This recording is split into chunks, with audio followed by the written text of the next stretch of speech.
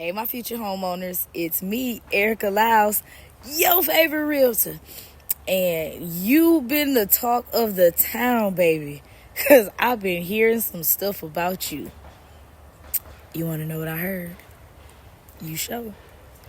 I heard you were looking for a property. I heard you were about to be a first-time home buyer. Now, that's what I heard.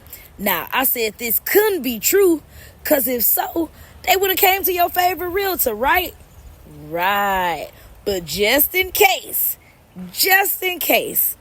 what I heard was true, I want to go ahead and give you a few tips to help you out with your home ownership journey to make the process just a little bit smoother for you while educating you along the way. So these past couple days, I've given you tips on preparing for home ownership and making sure you're ready. Now, I've been walking you through each little step, giving you just tips and ideas on how to make the process just a little bit smoother for you, of course, while educating you.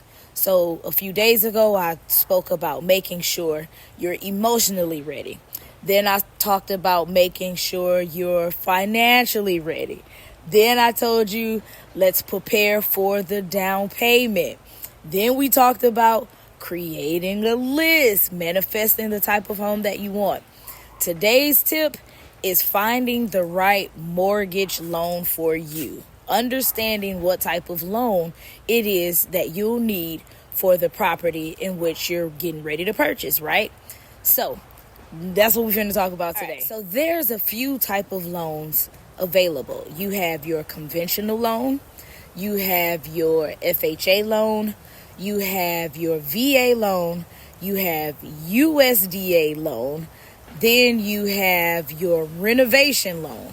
So that's conventional, FHA, USDA, VA, and renovation loan. Those are the 5 type of loans that I'll discuss.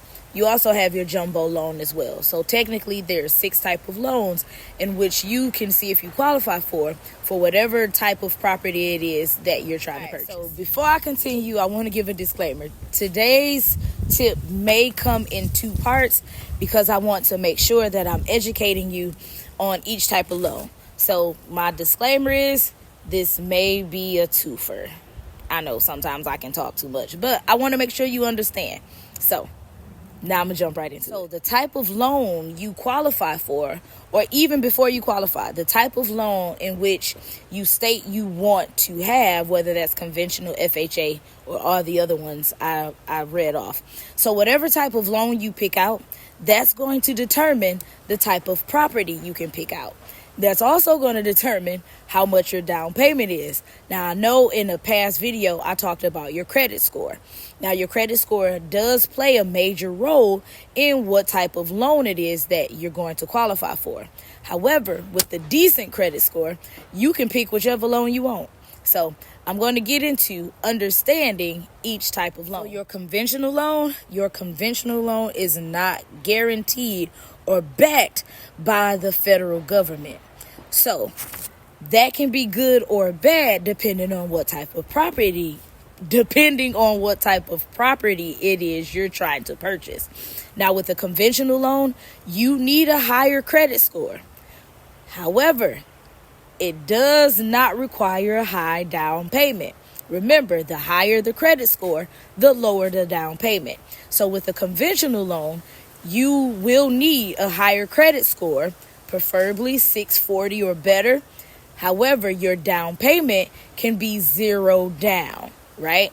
Now, with the conventional loan, they do not require as many things to be fixed on the property that FHA, VA, and all those loans require you to fix. So with a conventional loan, you're a little more lenient into what type of property it is you can purchase. Now, with FHA loan, that's backed by the Federal Housing Administration. And actually, that's one of the easier loans to be able to qualify for. You can have a 640 or better and still utilize an FHA loan. However, FHA loans is usually for first-time home buyers who possibly have a credit score that's a little under 640 maybe.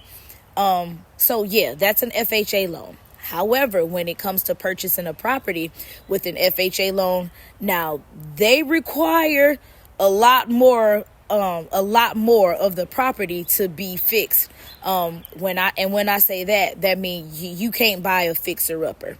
The plumbing has to be good, the HVAC, the electrical, all of that good stuff.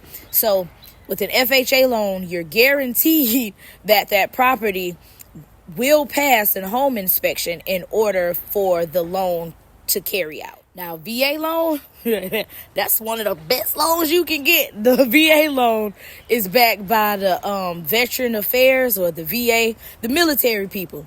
That's who the VA loan is backed by. And that's for active military or non-active. If you've served the community and you've done your part, you still may be able to qualify for VA. It ain't no may about it. You will. With the VA loan, that's no money down, whether you have a 640 or better or not. And a VA, same thing with FHA. You can't purchase a fixer-upper. Everything must pass home inspections in order for the VA to qualify that property to pass for the VA to pay for that loan. Okay. So a renovation loan, here in Florida, we like to call them 203K renovations. FYI, I teach classes on this as well.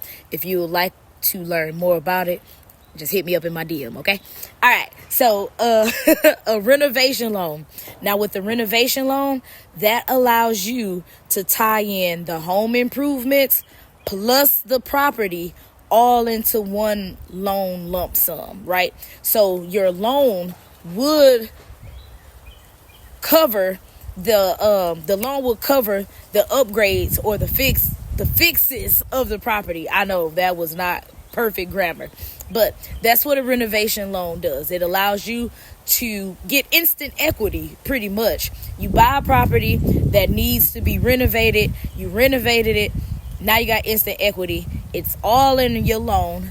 Sometimes the interest rates are a little bit higher. Sometimes it may require a little bit more of a down payment, but the home and the renovations are all in one. It's a really, really great thing to do, especially with the shortage that we have in properties today. I've noticed a lot of people have started doing renovation loans. One, because again, instant equity. Two, because we have a lot of buyers right now with not enough properties for the buyer. All right, so with each loan type, you're going to be offered either a fixed rate or an adjustable rate. And I'm sure you can guess by the name. A fixed rate is where your rate stays the same. Adjustable rate is when your rates go up and down over time.